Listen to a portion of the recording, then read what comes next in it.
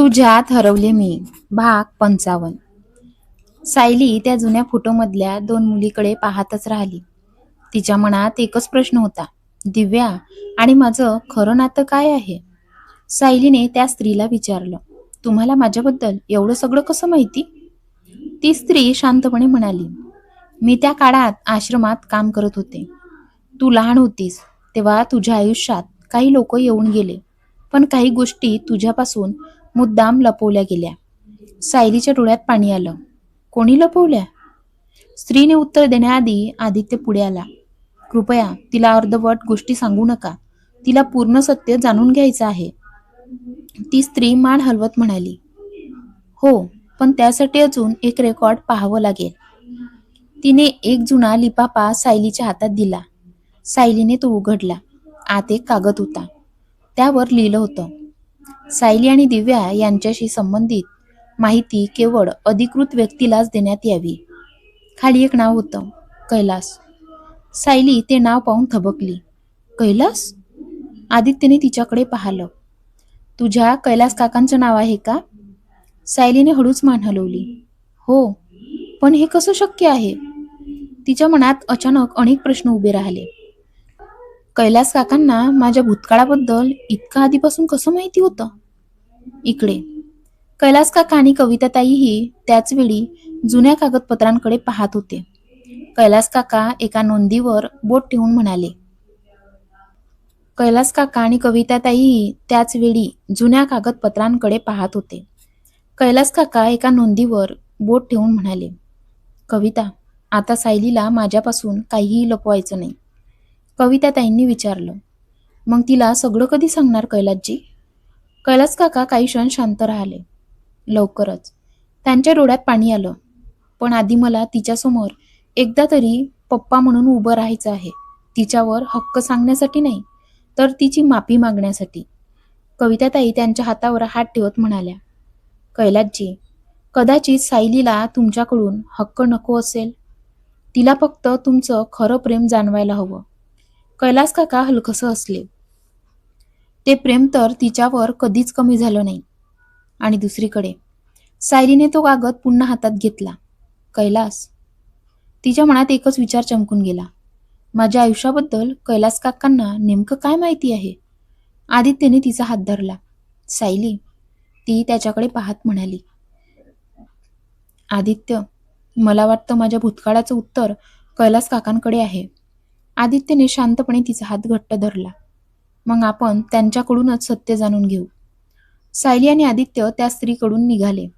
पण सायलीच्या मनात एकच नाव घोळत होतं, कैलास काका. आदित्यने तिच्याकडे पाहिलं. काय विचार करतेस? सायली हळू आवाजात म्हणाली, मला एक गोष्ट समजत नाहीये. काय?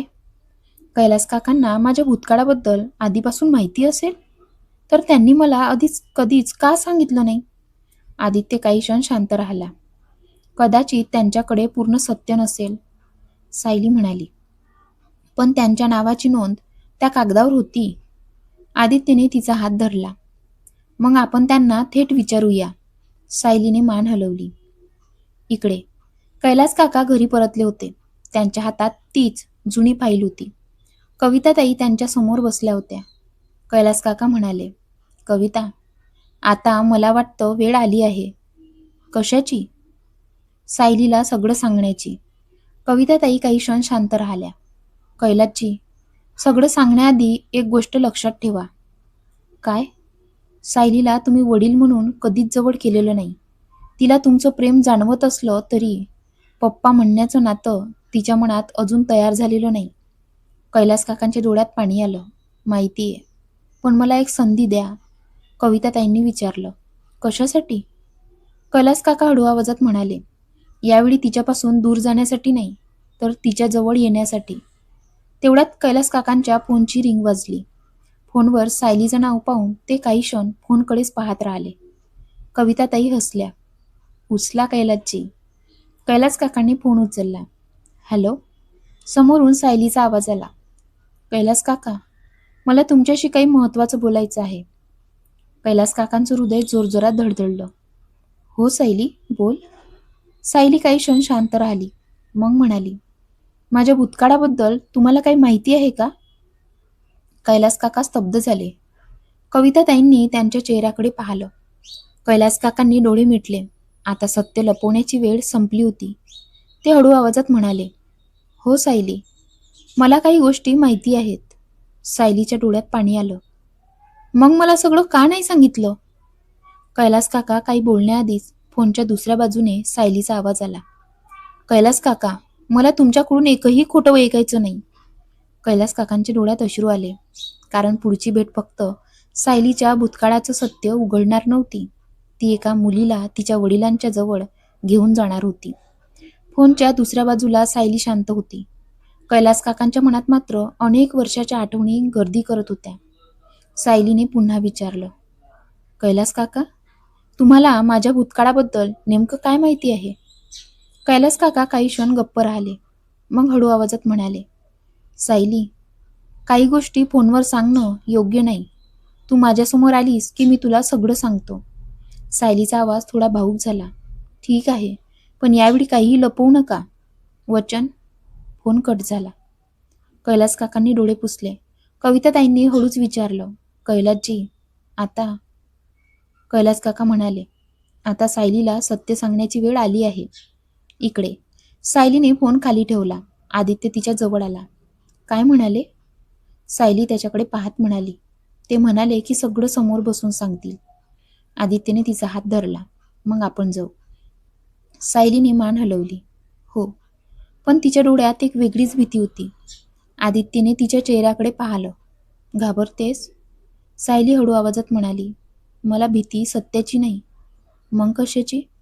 ती त्याच्याकडे पाहत म्हणाली, भीती आहे की सत्य समोर आल्यानंतर माझ्या आयुष्यातली माणसं पुन्हा माझ्यापासून दूर जातील.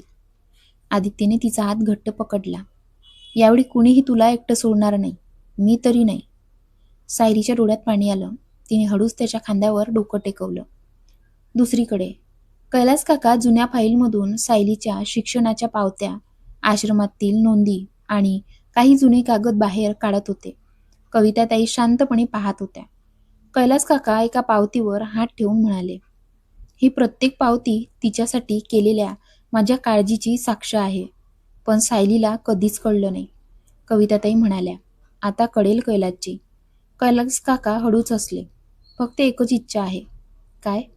सगळं ऐकल्यानंतर तिने मला माफ करावं आणि एकदा तरी मनापासून पप्पा म्हणावं. कैलास काकांच्या डोळ्यात अश्रू होते. आणि दुसरीकडे सायली आणि आदित्य कैलास काकांना भेटण्यासाठी निघाले होते.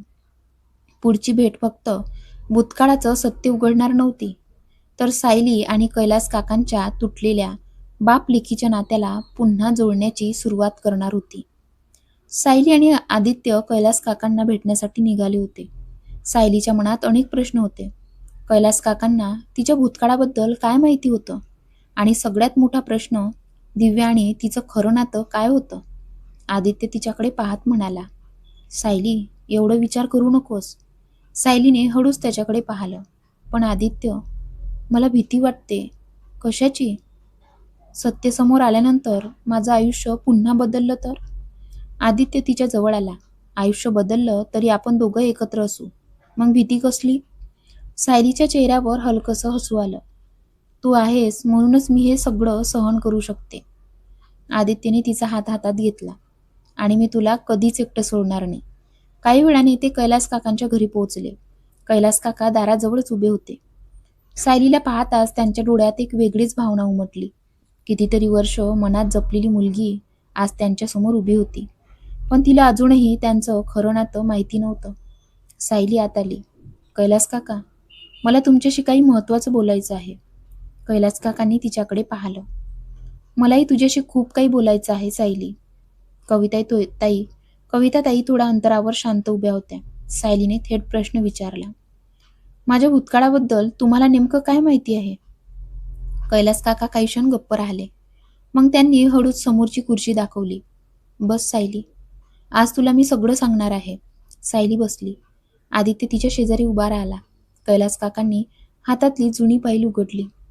पहिल्या पानावर सायलीचं नाव होतं आणि पुढच्या पानावर दिव्याचं नाव. सायलीच्या डोळ्यात आश्चर्य दाटलं. कैलास काका म्हणाले, तुझ्या आणि दिव्याच्या आयुष्यातला संबंध खूप वर्षापासून सुरू झाला आहे. सायलीचा श्वास क्षणभर थांबला. पण तो संबंध नेमका काय होता हे कैलास काका अजून सांगणार होते. कैलास काकांनी ती जुनी फाईल सायली समोर ठेवली. सायली काही क्षण त्या पानांकडे पाहत राहिली. कैलास काका, दिव्याचं नाव माझ्या रेकॉर्डमध्ये का आहे? कैलास काका शांतपणे म्हणाले, हा प्रश्न मलाही अनेक वर्षापासून पडला आहे. सायलीचा आवाज थोडा थरथरला. म्हणजे तुम्हाला याचं उत्तर माहिती नाही? काही गोष्टी माहीत आहेत पण पूर्ण सत्य नाही, आदित्यने विचारलं. मग आजपर्यंत तुम्ही हे सगळं का लपवलं? कैलास काका त्याच्याकडे पाहत म्हणाले, कारण मला भीती होती. अर्धवट सत्य सांगून सायलीला आणखी दुखावू नये. सायलीच्या डोळ्यात पाणी आलं.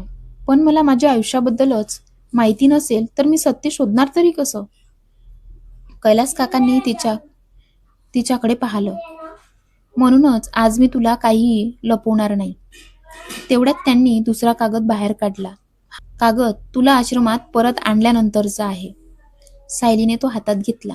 त्यावर तिच्या शिक्षणासाठी नियमित पैसे जमा झाल्याची नोंद होती. सायलीने आश्चर्याने विचारलं, हे पैसे कोण देत होतं? कैलास काका काही क्षण शांत राहिले. मग हळू आवाजात म्हणाले, मी. सायली स्तब्ध झाली. तुम्ही? हो. माझं शिक्षण तुम्ही केलं? कैलास काकांच्या डोळ्यात अश्रू आले. तुला कधीच कळू नये असंच मला वाटत होतं. सायलीच्या डोळ्यातही पाणी आलं. पण का? कैलास काका थरथरत्या आवाजात म्हणाले, कारण तुला माझ्याकडून उपकार नको होते. फक्त मला माझ्या मुलीचं आयुष्य चांगलं हवं होतं. सायलीने त्यांच्याकडे पाहिलं. माझ्या मुलीचं? हे शब्द तिच्या मनात घुमत राहिले. कैलास काकांनी नजर खाली केली आणि सायलीच्या मनात पहिल्यांदाच एक वेगळीच भावना निर्माण झाली. कदाचित कैलास काका तिच्यासाठी फक्त एक ओळखीची व्यक्ती नव्हते. ते तिच्यापेक्षा स्वतःलाच लपवून तिच्यावर वडिलांसारखं प्रेम करत होते. पण दिव्याशी तिचं नातं अजूनही एक मोठं कोडं होतं. सायली अजूनही त्या कागदाकडे पाहत होती. तिच्या शिक्षणाचा सगळा खर्च कैलास काकांनी केला होता आणि तिला त्याची साधी कल्पनाही नव्हती. सायलीने डोळ्यातलं पाणी पुसलं. कैलास काका, मग तुम्ही माझ्याशी इतकी वर्ष दूर का राहिलात? कैलास काकांनी खोल श्वास घेतला.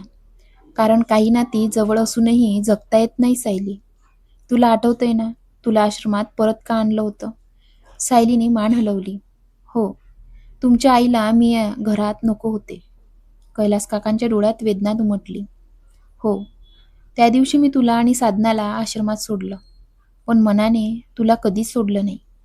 सायलीच्या डोळ्यात अश्रू आले. मग माझ्या शिक्षणाची काळजी तुम्ही घेत होतात?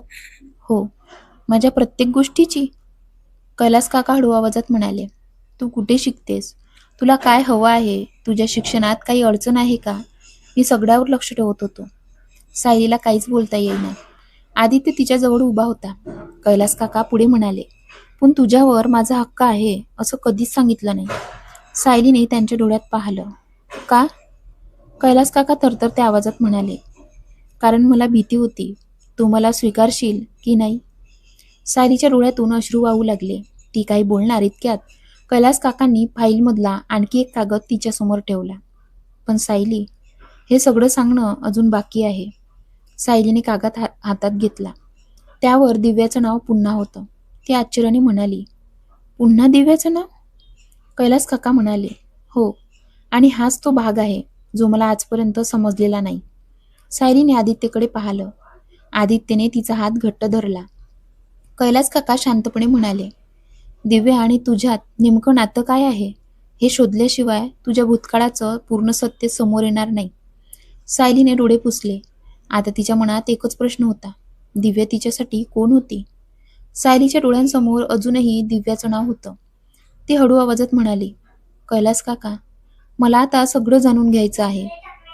कैलास काकांनी मान हलवली. माहितीये सायली. त्यांनी फाईलमधून आणखी एक कागद बाहेर काढला. त्या नोंदीनुसार तू आणि दिव्या एकाच काळात आश्रमात होता. सायलीने विचारलं, म्हणजे आम्ही तिथे एकमेकींना ओळखत होतो? कैलास काका म्हणाले, कदाचित, पण त्याची स्पष्ट नोंद नाही. आदित्यने कागदाकडे पाहिलं. मग ही माहिती कुठून मिळणार? कैलास काका म्हणाले, ज्या व्यक्तीने त्या काळात आश्रमाच्या नोंदी सांभाळल्या होत्या त्यांचा शोध घ्यावा लागेल. तेवढ्यात कविताताई पुढे आल्या. कैलासजी, तुम्ही काल सांगितलं होतं ना की जुन्या कर्मचाऱ्यांपैकी एक अजून नाशिकमध्येच आहे. कैलास काकांनी लगेच होकार दिला.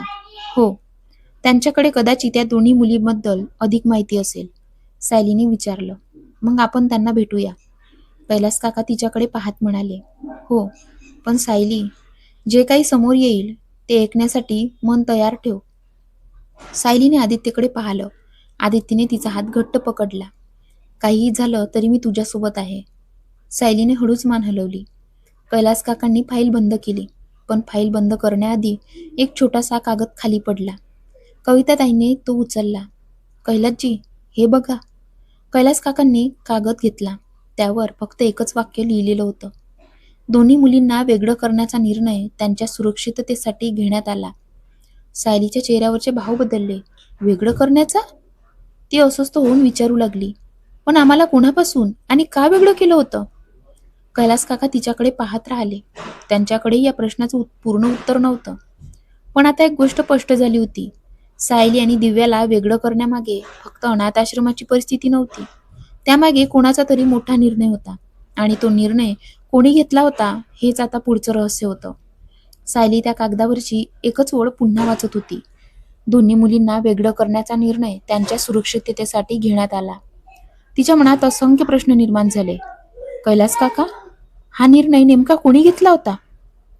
कैलास काका काही क्षण शांत राहिले. मला माहिती नाही सायली. सायलीच्या डोळ्यात निराशा दिसली. मग इतके वर्ष मी ज्या गोष्टीला माझं नशीब समजत होते त्यामागे दुसरंच काही होतं? कैलास काकांनी तिच्याकडे पाहिलं. कदाचित. म्हणूनच आता आपण अंदाजावर नाही तर पुराव्यावर विश्वास ठेवणार आहोत. आदित्यने सायलीचा हात हातात घेतला. आपण ते सत्य शोधू. सायलीने त्याच्याकडे पाहिलं. हो. तेवढ्यात कैलास काकांच्या फोनवर कॉल आला. त्यांनी फोन उचलला. हॅलो. समोरून आश्रमातील कर्मचाऱ्यांचा आवाज आला. साहेब, आम्हाला त्या जुन्या कर्मचाऱ्याचा पत्ता सापडला आहे. कैलास काका लगेच सावध झाले.